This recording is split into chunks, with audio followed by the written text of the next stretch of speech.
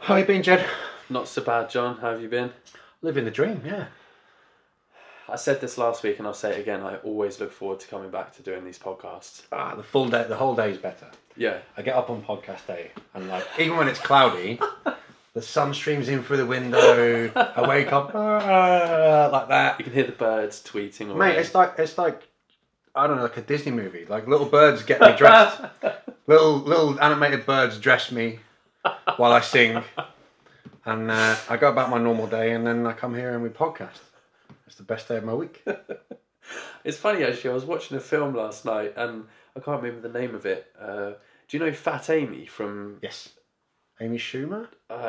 You know from the singing Yeah, film Pitch Perfect. Pitch Perfect. Yeah, so she's from that.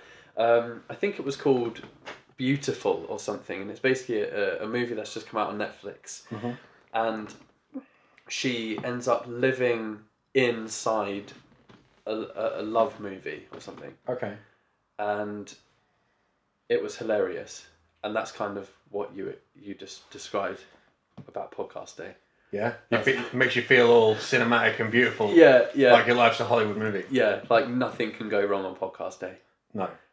Anyway, I'm sorry about that really long-winded roundabout. I guess that was the intro. Explanation.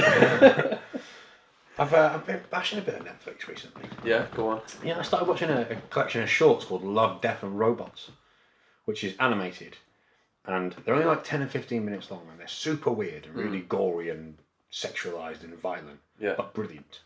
Absolutely brilliant. The way it's like filmed and structured, or just all of it, yeah, and this background story is like, it's a little bit, I might be getting my words wrong here, but manga, like, it definitely feels like Japanese animation. Yeah. But it's more modernized, more computerized to the point where it's almost hyper-realistic animation. Okay. And there's like 18 episodes, and every one is completely different story, not even remotely related. There's one about like fighting robots, and there's one about a murder, and there's one about a sex club. Like, it's totally random, and it's really good. I've seen something that sounds similar in terms of the story always changing, called The Dark Web or something like that, and each episode is... I think you're thinking about Black Mirrors. Is that like this is like a documentary thing I'm talking about. Oh, I know. Yeah, okay. It's also on Netflix, isn't it? And they talk about sex dolls. Yeah. And people marrying an avatar on an app. Yeah. And things like that. I do know what you're talking about. Yeah. Yeah.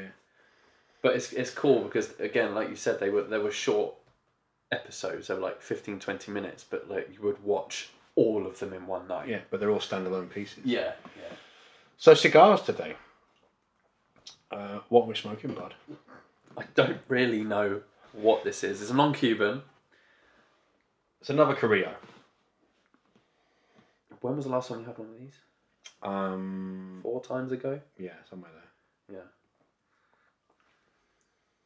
Not sure about it on the nose. So we've got the Carrillo Rebel Maverick, which is a 5.5 inch 52 ring gauge stick, Ecuadorian wrapper, Nicaraguan binders, and long filler. Pigtail and an interesting foot. Yeah, it's the pigtail up there at the cap, and the foot of the cigar is like, I'm sure there's a name for this, but kind of wrapped and folded over a little bit. Yeah. It looks like the wrapper has just been folded over the end, and it reminds me of the Super Mario I had that Lawrence gave me. Oh yeah. Yeah, from Salters, because that cigar had the foot folded over. But interesting looking cigar, something we've not tried before, and I'm excited to get tucked in. Well, I quite like the band as well. As always with non-Cubans, like cool, man. Like, so it's with it. I'm assuming because it's named the Maverick. I know there's others in this Rebel range. There's the Rebel Rebellious as well, which I think is a shorter Robusto style. But because it's called the Maverick, I'm assuming the band's got like a Wild West branding kind of feel to it. Like it might be the sign for like a saloon or something. I like that. The back of the band as well, and by the back I mean like the other side of the cigar, where that red pattern is, it kind of reminds me of something you would see carved in wood. Yeah, like on the saloon doors or something. Yeah. Yeah, I like it. I like the whole general vibe. Should we cut them up? I'm going to get it cut up. My one is a bit broken because I dropped it whilst taking pictures. whether that will affect the burn or not, I don't. Let's make sure I don't get that in my orange and turmeric tea. That felt super crispy. Yeah, it feels a little dry. Maybe I've not been keeping them right. So I'm looking. Oh God. Oh dear. That's a huge cap. Or I've just broken my cigar. But it's interesting that I just done that because you can see the blend of the leaves in the cigar. Oh, I see. The way they're different colours. Yeah. So maybe that's a giveaway as to how complex this cigar might be. Maybe. Or it could just be all the offcuts from loads of different... It could be a fake. Here's the interesting bit. You're about to toast that, the foot as it is. Yes. You're not going to cut it first. No. Okay. No. I'm going to join you and just toast it as is and see what happens. Just burn it.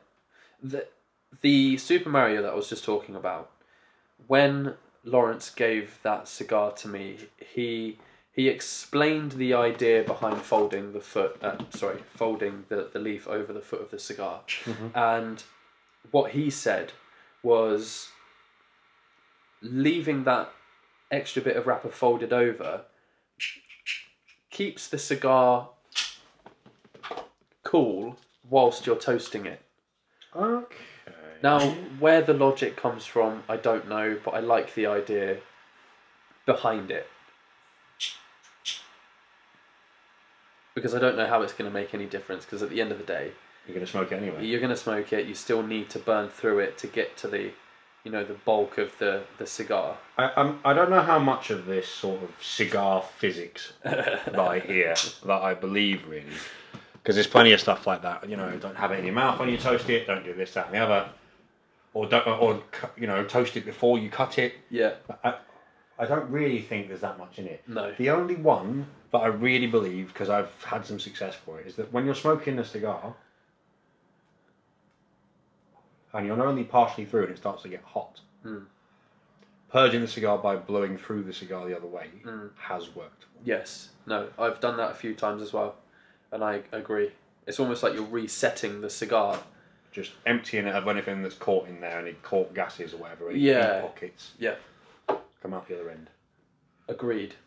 So I'm going to go for my first draw. You're already Tuck it in here, yeah. tucking in. How is it at the very early stages?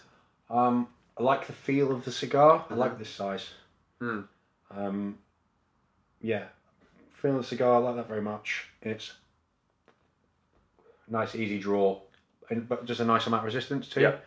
I don't like a draw that's too free flowing unless it throws out a really thick smoke. Agreed. But I like this. Thus far, flavours. I don't know how well kept this is. To be fair, it's a bit dusty. I'm sorry. Might not be your fault though. It might not be my fault. My draws sounds exactly the same as yours. Perfect amount of resistance for the current smoke output. The smoke in the air is pleasant. It smells a little bit like manure at the moment to me. It does have a farmyard to it, doesn't it? Which I think, from what I've read, is a little to do with age of tobacco as well. Okay. I think the younger it is, the more hay barnyard you get. Yeah. It's less fermented. Yeah. You mentioned earlier on, whilst looking at these cigars, that they're quite oily. I was just about to say that, to the point where it's actually almost on the outside of the wrapper. It's leaving a lot of residue on my fingers. Which is interesting because they do feel like quite dry cigars. But also, considering how oily it looks. Yeah, but also I think that's something to do with the wrapper. The wrapper itself, if you have a close look at that and feel it, it's quite soft. It's got quite a velvety feel to it. Like plush leather, maybe. Yeah, I won't do that too much because my cigar is actually falling apart. We're going to have fun with that one today. So, how's the pairing with the tea, John? Difficult to say at this point. So, thus far, in the first quarter inch of the cigar I've smoked, quite spicy. And obviously, with this being turmeric tea. Turmeric tea? Turmeric, turmeric, I don't know. Potatoes, potatoes. But the whole thing's very herby, spicy experience, isn't it? but it's refreshing. So let's call the turmeric tea a palate cleanser. I've just had a sip of this tea. Hold on a second.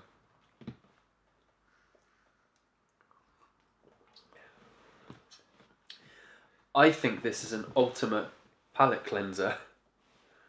It works. It like ignited the cigar again. I'll be interested to see a little bit further down Let's let this warm up, because how the tea goes. usually I've got an indicator quite early on, like we discussed the other week, of how it's going to be, but it's a bit... It's eluding me. It's mysterious. Nothing's jumping out. The only thing I'm getting right now is what I mentioned earlier about the manure barnyard thing in the air. Yeah. But not so much on the tongue. No, very, very little in the corners of the mouth. A little bit peppery. I think there's some sweetness there. Yeah? Yeah, just on the outside, in the cheeks of the mouth, like a little sweetness, a little round sweetness. I'll see if I get there. You're a little bit further ahead than me, so mine's probably got a little bit more heating up to do, but it's at the early stages, developing a nice white ash. I've got an uneven burn thus far. You should have dropped yours, because mine's perfect. That upsets me. That upsets me. The OCD in me is not liking that very much. See how it goes. See how long you can not touch your cigar up for. I'm going to have to test myself properly. So not want to clean that up. So what have you been up to this week, John? What have I been up to this week? I've travelled around quite a lot, as we spoke about last week. The dog takes up most of my time. Yep. So we've been making quite an effort to go wild outdoorsy places for him to explore. So took him to a couple of woodlands and bits and pieces this week. Stepped up his training. He's getting very intelligent. Yeah. You can see him almost every week. He cognitively improves. You can see his little brain developing, and he cottons on to learning new tricks and training and stuff really quickly. So yeah, spent a lot of time doing that. The odd meeting for my day job, and it's just been a generally busy standard week this week. What about you? Well, before we move on, I was just going to say that we went out for a short walk with the dog. We did, yeah. And I obviously don't see him every day, so it's much like a baby. When you see a baby like 1 week and then like 4 weeks after, the transformation is huge. Yeah.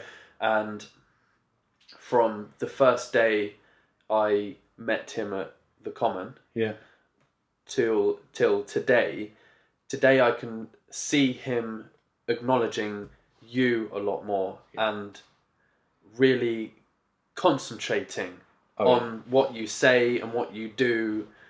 Like you can kind of see something in his brain going, I'm interested in him and what he's doing right now. And that's trainable focus. And nothing else. That's trainable focus. That's something that I've been working on since I adopted him 10 weeks ago, 11 weeks ago. And it's called focus training. Yeah. And you do that initially because dogs love toys and food, really. That's kind of how their entire drive of life, and the relationship you build with them comes over time by communicating through those things. Yeah. So the first thing to do is to get him to answer to his name. And obviously when he was really little, I'd named him, but he didn't know his name, so I'd say his name and he'd totally ignore me because, the monkey standing next to me just makes noises with his face. I don't understand what they do, what they mean. So I'd say Loki, he'd say nothing. So the thing to do there is to grab a little treat and say Loki and hold it in front of your face. He looks up at the treat, and eventually he starts to look at your eyes, and then every time he looks in that direction, you give him the treat. So now he starts to answer his name, and then he knows that when I get his attention, Loki, something good happens. Yeah. And now he sits there focused on me the entire time, for food, for toys, for play, for interaction. Yeah, no, it's cool to see, isn't it? Yeah, it is good. It's going to be a big part of my life. He already is. But I can see spending... I don't know whether I might enter into something from a more professional standpoint. Crufts next year. I'm not sure about crafts, not really my bag. But there's some more extreme competition out there. IPO and Schutzhund and Mondio ring and the kind of protection stuff, so bite work and agility and searching and stuff, man trailing. There's search and rescue teams to be had as well in the local area that'd be worth volunteering for. But he's that kind of dog, he's a bit of an all-round breed. Yeah. So you don't want to wear a tutu prancing around crufts? Prancing around the ring in crufts, no. No, I do not, funnily enough. Oh dear. Smoking a cigar. I'm not sure they'll allow that, will they? I don't know. It's a little bit too prancy, isn't it, Croft? It's part of my persona. Part of my ring persona. I need to wear a cap and smoke a cigar. Just very quickly, it feels like my cigar has collapsed. Weirdly. Press in the middle there. It has sagged in the middle, though, isn't it? You've not got a good one there, have you? No, it's a little bit beaten up, but never mind. I don't know what that is. I think it's just where it's been dropped. What have I been up to? I've been doing the same old thing, shooting content, uploading it to Instagram, and that's about it. We had a little technical issue Mm. earlier. We spent some time. Jed's working on a bit of proprietary secret software to help him manage his daily workload. A little problem with the code earlier on, didn't we? Yeah. So we spent a good geeky hour with our heads in a computer trying to... Let's be honest, it took you about 5 seconds to figure out. That wasn't quite 5 seconds. I was up all night, most of today, trying to figure it out, trying to ask Google the right question. I could not do it for the life of me. And then, well, by the time I ate a bacon bagel, it was finished. Yeah. Made a cup of tea and ate a bacon bagel. This is true. And then I fixed it. I just got a little bit of chocolate. Okay. Dark chocolate. I'm still getting quite a lot of spice. But the sweetness is a little bit like chili pepper sweetness. Okay. Like cayenne pepper. Have you ever had roasted chilies? I don't think so. And the same with like you might roast a bell pepper. Mm-hmm. Often people barbecue or roast whole large chilies, like big jalapenos or something like that. And the skin gets a bit of a char. Yeah. And it gives you kind of like a bitter sweetness spice.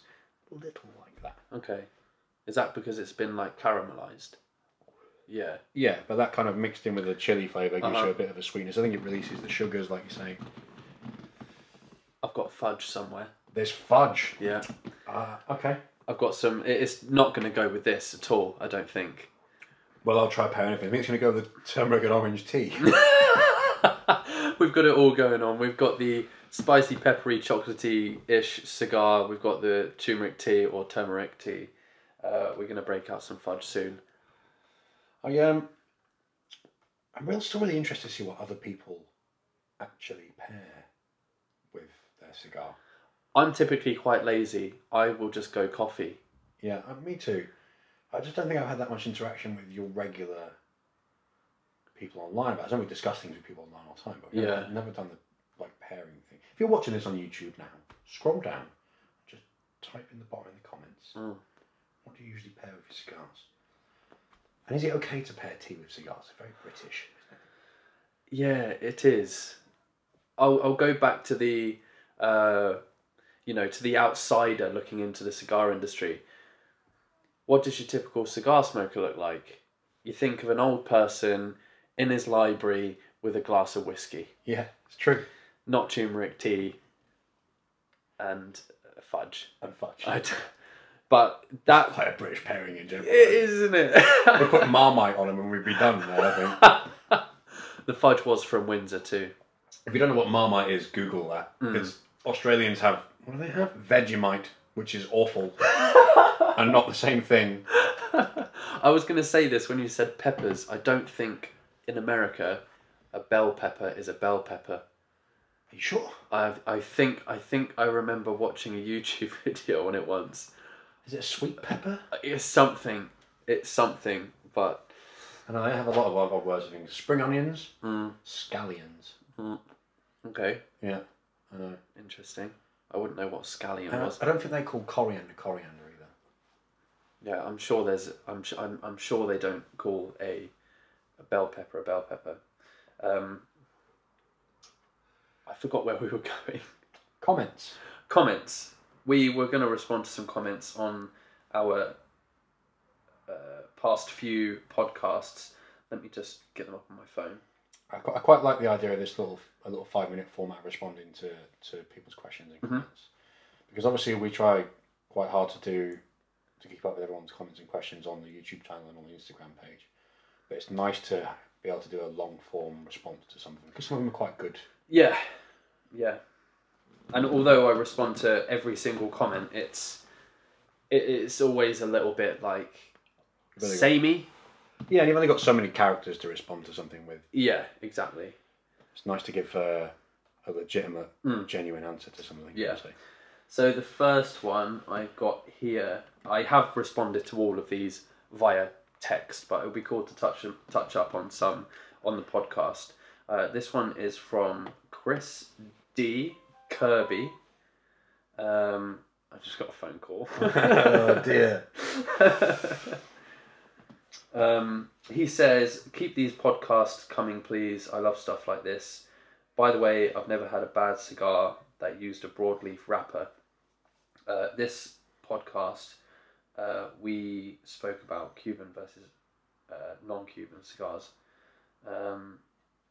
Glad you guys enjoyed smoking the non-Cubans.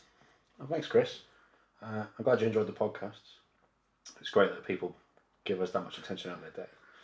The podcasts are getting a really good amount of attention, and I'm really happy about it because we both really enjoy doing these. Yeah. I enjoy doing them more than cigar reviews because I feel like it's too opinionated. Yeah. You know, me sitting there smoking a cigar saying I can taste this, this. It's not opening things up for a discussion. It's very closed. It's just polarising. I think this and you either agree with me or disagree with me. Yeah, exactly. Yeah. I did see a comment, I'm not sure if it was the podcast you're looking at or the previous one, and somebody said something on the lines of subscribing now before it hits 100k. 1 million? Oh, is that what it was? Yeah. 1 million subs. Which I thought was quite a sweet comment. It's really nice. It's good that people believe in us that much. I don't think there's any cigar channel with 1 million subscribers. Well, the gauntlet's been shut down. If you're listening to this now, would you please subscribe? Yeah. We could be the first. Absolutely. Charles has said, I think we touched on this last time we've done the podcast. He said, I noticed that you really concentrate on cigar prices. Relax, you only live once. Yeah, okay, Charles. Fair enough. I mean, they are a product to relax with, but we've always been about accessibility of cigars for people. And as you just said, your atypical or stereotypical guy is older, and so on, and would likely perhaps not be solvent and not really care about the cigar prices. But we've always been about accessibility to the broader range. Yes. When we do the online cigar meets and we have a guy there who's in his early 20s who's just interested in the whole experience, that's great for us. But he's not necessarily going to have a whole lot of disposable income. So exactly. Look, we don't centralise everything entirely around price, but it's a factor. It's worth mentioning. It's definitely a big factor, especially for the younger audience. Now, the Cigars of London audience does range from like 20 right up to 70 plus, which is amazing. But as you just said, John, we cannot sit here and not worry about the fact that a cigar has cost £35. You can't ignore the price point. Because that's a tank of fuel for some people here in the UK. Cigars in the UK are a rip-off. Yeah. Because you go anywhere else in Europe and they're a third of the price. Yeah, a lot of stuff in the UK is overpriced, though, I think. One of the ones that bothers me is if I Google a product that I want to buy and I click on Amazon and I click on the .com Amazon rather than .co.uk Amazon by accident. Yeah. And I accidentally see the dollar price. And then I find the same product on .co.uk and it's the same number, but it's in pounds. Yeah. So effectively, the States are getting everything for a third cheaper. Yes. Unbelievable. I think it's 1.2, 1.3. Yeah, I'm unsure completely, but it sounds about right. Let's just go through a few more comments. King Kong, he's a regular commenter and viewer, which we appreciate, has said, happy to say I've subscribed, look forward to more. I'm actually really impressed with that, because it'd be quite hard to hold your phone and subscribe while swinging off the top of the Empire State Building, wouldn't it? So thanks for that, King Kong. You've got a damsel in distress under one arm, you're holding onto the spire of the Empire State Building, and you're commenting and tweeting at the same time. Good for you, buddy. There's a comment here that is targeted towards you, I think, because you spoke about Poland. Oh, this is Philippe. Yeah, so Philippe comments quite a lot. So thanks for your followership, Philippe. And he always has some pretty interesting stuff to say. So we spoke a couple of times in the last few podcasts about me visiting Wrocław in Poland and my experience there. So Philippe says, thanks for mentioning Wrocław. In fact, Ligero Lounge is quite a place with very interesting cigar and rum portfolio. I hear that's the case. I didn't actually go to Ligero Lounge. So Ligero is a large, really high quality lounge. Glass fronted, great big place, quite high end. And I hear really good things about it. I actually went to quite a small independent one, which is right on the, I think it's called the Remnek, which is the square, like the town square. But if I ever go back, and I'm sure I will be going to Ligero Lounge. Yeah. He also says, good luck in creating a new podcast. Would it be available for Apple users? And greetings from Krakow. Apple users, yeah, it's on Spotify. It's on Spotify. And of course you can listen or sit and watch the whole thing on YouTube as well. So what, is that the 2 platforms in total that we're on now? We're on Spotify and we're YouTube podcast channel. Yeah.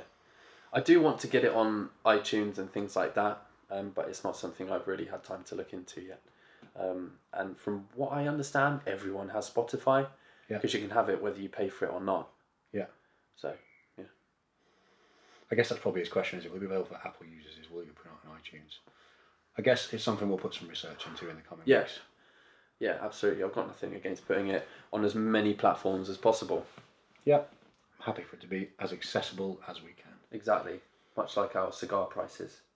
I'll just read out one more comment. This one's from Nick Russell. Hi, Nick. Don't let this get to your head, John. Right. Okay? But Nick Russell has said, about time John was back. John needs to do regular videos. Really enjoyed this video. Great job, guys. Thanks, Nick. I'd like to think I'm back for good. I'll just leave. Yeah, I think you probably should. I might as well just do this entire thing on my own. Yeah. At least I've got Nick as a devoted follower. I know Nick's always listening. Thanks, Nick. At the end of this comment, he did say, great job, guys. Yeah, well, he's got to make you feel included. So we really appreciate all the comments, and we'll try to do this more often. I think respond on the podcast, because as you said earlier, it's nice to actually interact. Shout people out a little bit without just going, thanks for commenting. Yeah.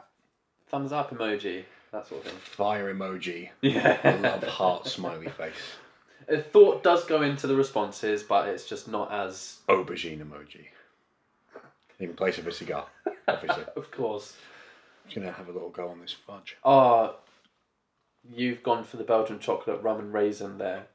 Oh, hello. Is it going to pair with our turmeric, orange? I'm going in for the cigar next time. Not bad, actually. Yeah? Not bad. So, something I saw this week. Yeah. Thought was an interesting turn of events. In the States, their FDA, which I think is Food Drug Administration, is moving to ban the sale of flavoured cigars. Which I'm assuming to mean like chocolate and vanilla and cherry type cigars. Yeah. And what I'm trying to figure out, because I haven't seen that much in the way of reasoning, is why.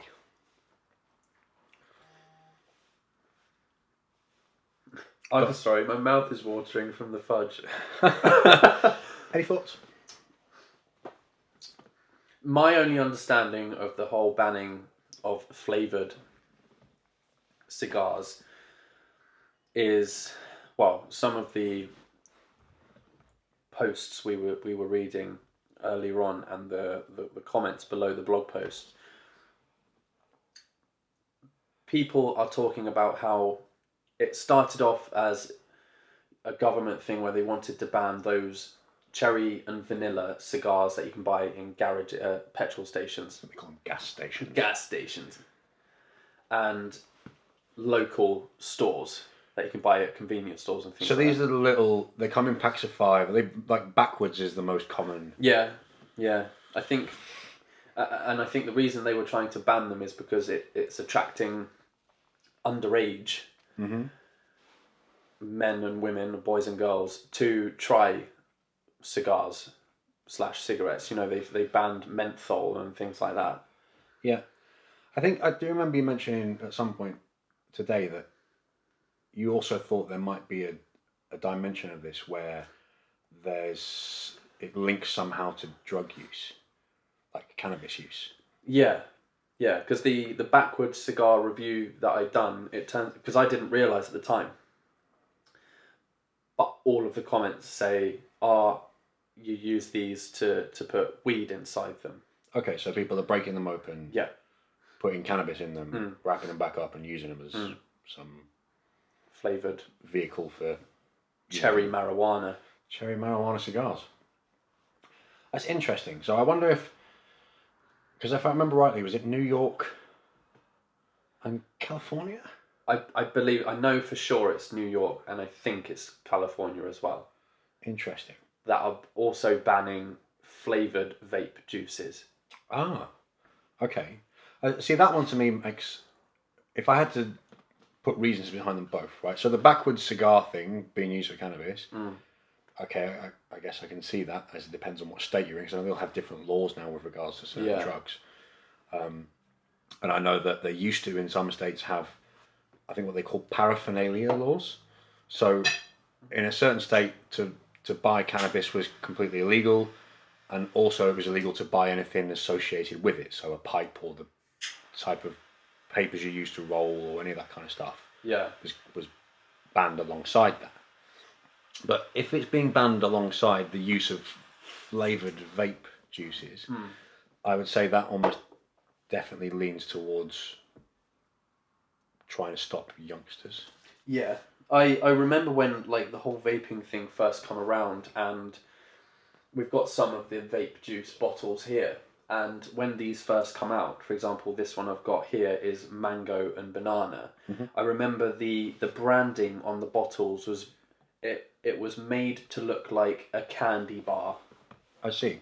So I think they thought it was instantly going to attract younger people because it looks like sweets. And they want to taste birthday cake in a vape and things like that. Which is why now the branding on these bottles is very boring. Yeah. Much like the branding on cigarettes. You know, they used to have their own branding on. Now they don't. They're all just grey packets here in the UK. I don't know if it's the same in America. I don't know the answer to that. I don't think it is. I think they still have branding on the packets, I think. But it's interesting how the progression moves on and where the focus goes. Because I think you're probably too young to remember cigarette or tobacco advertising. The only thing I have to kind of understand what that was like are these old Playboy magazines that... You know, okay, but they're American, right? The ones you have? They are, yeah. So you can see, you know, Marlbone, is it? Marlboro. I'm not... Yeah, exactly the point. I don't even know what the cigarette's called. But, you know, there's the cowboy in there on the horse with his cigarette. Yeah. Lifestyle sort of promoting. Yeah, there's been a big transition with regards to tobacco products and advertising over the years. So, way back in the 50s and 60s, it was, in the States, but also in the UK, it was considered acceptable to promote tobacco products as a health product. And there was promotions going along like, smoke such and such a brand, it'll give you a deep, gravelly, manly voice and that kind of stuff. That was serious? Genuinely, that was some of the advertisements. They're promoted as health aids and holistic stuff. Obviously, been massively debunked by decades of science since then. So then I think they, across the pond and here, there was some restriction put on what they could say in adverts. And then, I don't know exactly when it was, but I think it was in the 90s. They banned tobacco advertising in the UK. So I remember driving around, or being driven around as a child on the way to school and stuff, and there being in town huge, great billboards that would have cigarette brands on them. Yeah. And you haven't seen that now for 20 years or more. And then it progressed even further in the last 10 years where you weren't allowed to see them. So now all the shops in the UK that sell tobacco products, or cigarettes at least, have a closed cupboard and you can't see them. Yeah. You have to go and look at a little menu and say, I want this particular brand of cigarette, and they'll open the cupboard sneakily and pull one out. Yeah. They don't like to let everyone view them. And then they overcame that again by generalising the packaging. So all the packaging now has very little in the way of unique. It has very little in the way of unique branding, but it also has pictures of gum disease and literally dead bodies. Yeah. Which is gross. Yeah. I'd love to see how much that worked. I'm not anti it at all, you know. There's an element of social responsibility, I think, for being able to enjoy tobacco products responsibly. And there's no doubt in my mind that smoking 20 cigarettes a day is extremely bad for your health. That's a ridiculous thing to say out loud. Of course it is. Yeah. I think the risk with cigars is different, especially in moderation. But I'm not really against it, but I don't also really want to look at pictures of people's face tumours or whatever. But then again, it doesn't matter because I don't smoke cigarettes. So yeah. My one bug with the whole thing, especially here in the UK, anything tobacco related is frowned upon. Yeah. Which I've genuinely never tried a cigarette in my entire life. When I say that to people, they just don't believe me. Yeah. Because everyone's tried a cigarette. Well, I haven't. There's been nothing about it that's ever really been appealing to me. Yeah. I've got nothing against people who smoke or used to smoke or do anything of the sort. But last year when I went to Germany for the weekend, I noticed that they still advertise cigarettes. And the first thing I noticed was that everyone smokes. Okay. And the thing that made me realise that everyone smokes is I smelled a cigarette. And it wasn't until I was walking down the street and I smelled a cigarette that I realised that I couldn't remember the last time I had smelled a cigarette, because here in the UK, everyone vapes now, and you rarely see somebody smoking a cigarette walking down the street. True. You might see someone sitting outside a cafe having a cigarette and a coffee or whatever, but even that, you don't really see anymore, because you cannot smoke indoors anymore. Majority of the time here in the UK, it's too cold to stand outside or it's raining. Yeah. But with all of that being said, going back to my bug with the whole thing, is that I saw Germany as a more responsible country. Yeah. With the country allowing adults to do what they want. To make their own decisions. Make their own decisions. I feel like here in the UK, everything is just being taken away from us. Yeah. Which does annoy me a little bit. You know, if you... Especially, and I'll go back to the vaping thing, because I got a vape a few weeks ago for the CBD oil. Yeah. Yeah. So I've done a little bit of research on that, and so far I think it's helping me with some sort of anxiety, struggling to sleep, and overall it just calms me down a little bit without the high. I always lose track. So, one of the things I wanted to ask you of what you were saying there is that nanny state that you're describing, that the UK, things are taken of us and we're managed like children. Yes. The interesting thing I think about that, especially given like the current news state in the UK, is that some of that control is what drove the Brexit vote. Okay. I think. For plenty of other reasons, there was immigration and farming and loads of other topics that I'm really not feeling getting into today. Yeah. But that particular one, a lot of those laws, so the smoking in pubs and restaurants and where it was restricted to workplaces and so on, were and still are, I believe, EU driven, European Union driven laws. I think there were some restrictions on types of beer and percentages and bits and plenty of other, luxury products or leisure products, if you will. And I wonder how much, if at all, Britain will change if and when a Brit exit is successful. In what way? Allowing us to do things that we want to do, or the complete opposite? I don't know. And I guess that's kind of my question, is that it would be very difficult, even if we were completely cut ties with Europe, which is where I understand a lot of the framework of these laws came from, it'd be very difficult for any politician to turn around and say, now we're out of Europe, we're going to reverse all these laws that to the majority of the population seem like a good idea. Yeah. Just because we're not in Europe anymore doesn't mean we don't care about the health of the population. Yeah. But saying that, whether you like the idea of a nanny state or not, and I'll be honest, I don't, you can't argue with the fact that it's nicely lent itself to cigarettes as a whole falling out of fashion. In my normal daily workplace, at some of the places that I visit, and their office blocks and warehouses and stuff, oftentimes you'll come out the front door and there's a smoking area. Yeah. And there's so many less people there in recent years than I've ever seen before, and 50% of them vape and don't smoke. Okay. Pretty much everywhere I go now. Yeah. And I wonder how much of that is the law put in the UK for different, control measures, and how much of that is the internet giving people better access to information and more options like vaping. Yeah. I think people are being influenced in a good way to stop smoking, because obviously it's not great for your health. Yeah. It's also incredibly expensive now. Yeah. I was talking to you the other day about my gran. She's trying to give up smoking because her cigarettes are costing her just over £10 now for 20 cigarettes. Yeah. If you're spending £10 a day, it adds up. Yes. Quickly. Yeah. And even she said to me, she's been smoking since she was 15. She's now 83. And she says she gets halfway through a cigarette and she doesn't want it anymore. And I went to the vape store and got her a vape, and she seems to be getting on with it. Wow. Now, for an elderly lady who's so stuck in her ways, we'll go out for lunch every Sunday and she will have the same thing.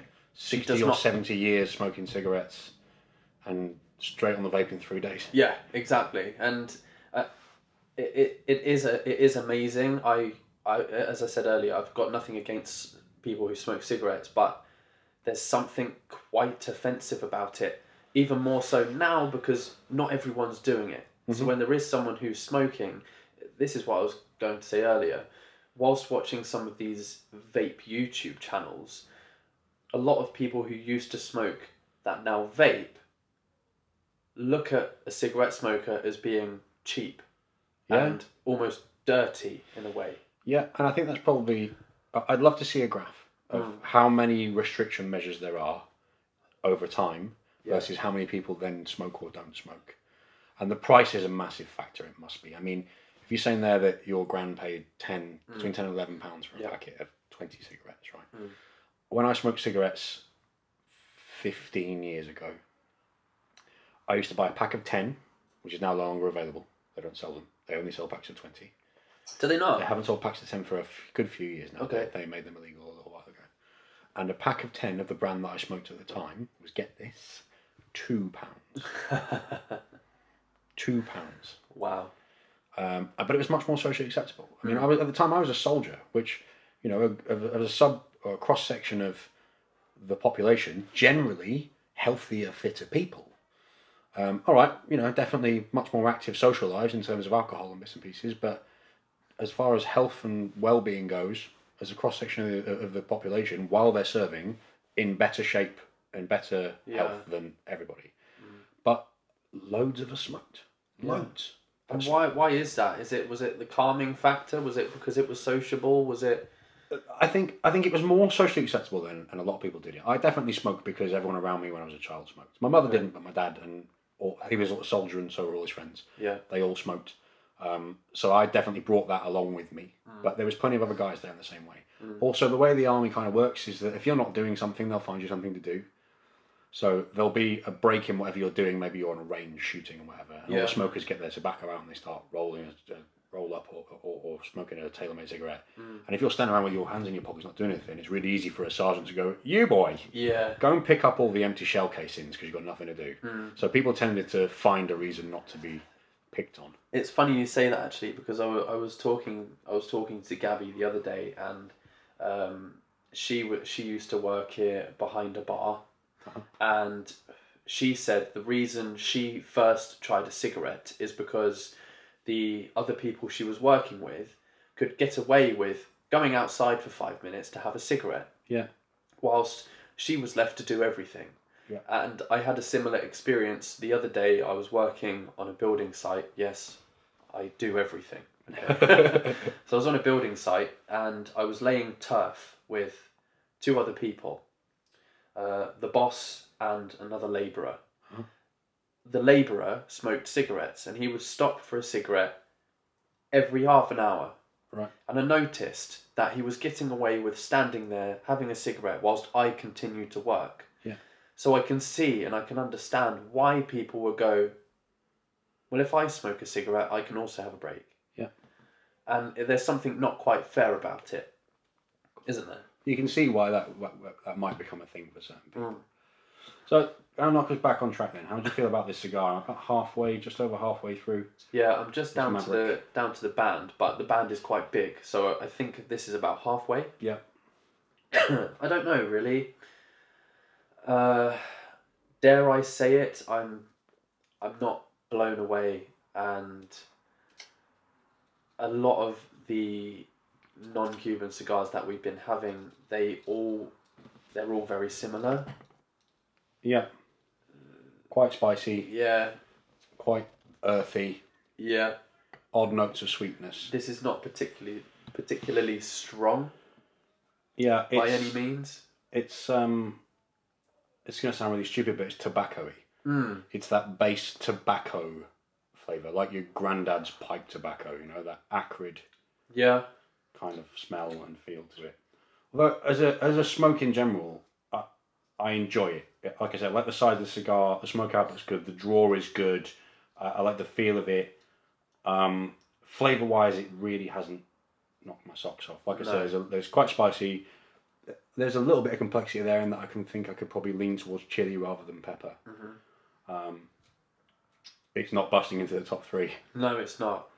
Not even close. And I'm bored to death of talking about it, but these were about £17 in the store. I could get a Cuban cigar with that. Yeah. And I'm sorry, but I don't think there's a non-Cuban that's going to be better and make it into the top 3. There's plenty more out there to try, Jed. There's plenty more to try, but I just don't know. I keep mentioning it, I really want to try the Inch. Okay. I don't think I saw them at the store the other day. I haven't seen them for a little while, actually. No. But I bet they're around. I'm sure we can find them online. Yeah. Thank you. Good point, well made. For those of you who didn't listen to the previous podcasts, go back and have a little listen. We've got an entire podcast on buying your cigars online versus buying them in a store. And as you can probably tell from Jed's smugness, buying them online is Jed's favourite by a country mile. Yeah. The one struggle I do have with buying cigars online is that you can see a total price that you're about to spend. It makes it more difficult to push buy now. Whereas if you go in the store and you go, yeah, one of them, you don't know how much you're going to spend until the guy says, that's £140, please. And then it's too late to back out, isn't it? You're at the till, you've got your debit card in hand. Yeah, shaking. Yeah. Okay, well, I guess contactless isn't going to work then, is it? How am I finding it? Much like yourself. Nah. How was yours held together physically after you dropped it? And really well, actually. Yeah? Yeah, really well. I did have to, obviously you can't see it on the podcast, but where I had dropped it, as it was burning down, the wrapper did pull away from the cigar, so I had to burn that off. Yeah. Because it obviously wasn't getting hot and burning. But other than that, it's a well-constructed cigar. I actually can't argue with mine. I had a bit of a wonky burn when I lit it to begin with, and I haven't tidied it up. I've managed to resist the urge thus far to get the lighter out and tidy up, but it stayed consistent all the way through. The burn's pretty good. I can't argue with that. I still very oily, even more so now that it's warmed up. Yeah. Although that doesn't add anything to it, flavour-wise. No, I'm not disappointed with it, but I'm not excited by any means. It's what the kids would call meh. Yes. Yeah, that is it. Meh. Meh. How are you finding it? Meh. I don't know. I just want to. I want to smoke a cigar on a podcast that blows us away, and people keep mentioning Padron cigars. Okay. And I've had a Padron before, and it cost £39. Really? From the store, and again, it didn't do anything for me. Interesting. How long do you think we're going to hold out on this podcast, sticking to the non-Cuban thing? I don't know. I would like to put that down to the viewers/listeners, because we were talking about this earlier. A lot of our listeners and viewers are from America. Yeah. So I know that a lot of people, both in the UK, all over Europe rather, and the US, they do appreciate us smoking Cubans and non-Cubans. Yeah. I think the UK audience enjoy us smoking the non-Cubans. I picked up my teacup and there was nothing in it, but I already started, so I pretended to take a sip just for the camera. You could have got away with it. Yeah. I would like to continue trying the non-Cubans because there are loads of them. One thing I did notice in the store is that you can spend £8 on a non-Cuban. Yeah. Let's talk about the Charitan. I was just about to mention the Charitan. So you can spend £8 on a non-Cuban, and then as you work your way up the shelving in the humidor, you can spend £90 on a Davidoff cigar. Yeah, true. So £90 on a Davidoff or a Bahike with change. Yeah, for sure. I see where you're going. That's an interesting one. So the one we smoked last week, which was the Davidoff late hour. Yeah. If you compared this to the late hour, which would you prefer? The late hour. Yes. If I had to rank them, the late hour wins. Yeah. The price difference was about £2 or £3. Really? From what I can remember, yeah. Yeah. Obviously, the late hour being more expensive. Yeah. So this one's really softened up now. It's warm. It's really softened up. Yeah, it has.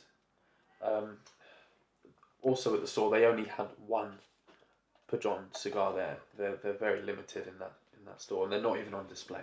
Okay. They're hidden away. And it was a year ago that I had one, and I asked about them, and he got the stepladder out. He went into the secret cubby and he pulled them out, and he opened the Padron box, and the only one missing was the one that I had a year ago. Oh. And I don't know why they're not on sale. I think it's because they are quite limited. Interesting. But I wouldn't say no to trying another one. But do I want to spend £30 upwards? I don't know. Well, let's put it out, like you say, to the viewers and to the listeners then, because I'm determined to stay on this non-Cuban train that we've been on and explore that entire area. So, two things. Comment as much as you guys can on the Instagram and the YouTube channel with your favourite non-Cubans for us to try. If you don't follow us on Instagram, please do, because I think this week we should put up a choices story. Yeah. Let's pick two that are suggested and put them up for a vote and see what people say. Yeah. I have fudge in my mouth. That fudge is outstanding, by the way. It's nice. We've got both types here. I prefer the Belgian chocolate to the plain. It's quite soft, the plain one. Really soft for fudge. So, I guess that kind of brings us to the end. I'm in the last third of this cigar, and it hasn't really developed all that much. I don't think much is going to happen in the final third. Yeah, it's not knocked my socks off. Are you going to nub that cigar? Out of stubbornness, I think I might. Okay. Just to see it through. Yeah. Well, I will too, just because you are. But like I said, I would love, when creating content, when smoking cigars and reviewing cigars, I want the cigar to be horrible or unbelievable. This is right in the middle. Yeah.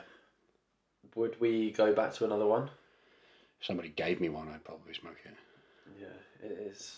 What would you rate it out of 10? I don't like rating cigars out of 10 because it is so opinionated, but 5. I'm right with you there. Yeah. You know, it hasn't made me spit out and throw it at somebody. But to be fair, I mean, there's not much lower than a 5 that I would smoke. No. Like, this is probably as, like I said, if somebody gave me one, I'd smoke it again. But if it was a 3 or a 4 and somebody offered me one, I'd be like, yeah, I'll pass. I'm all right, thank you. Yeah. Just quickly, Charatans. Charatans. Had a few of them. I really like them. And they're an £8 to £11 cigar. Maybe we'll stick it on the stories for a vote this week. Yeah. What do you think? I would like to have one of those in the podcast, actually.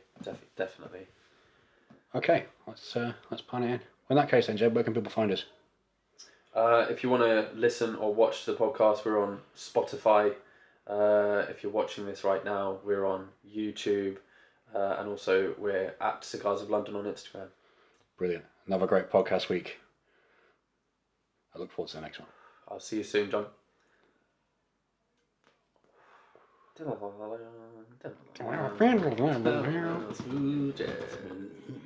Cigar News Radio.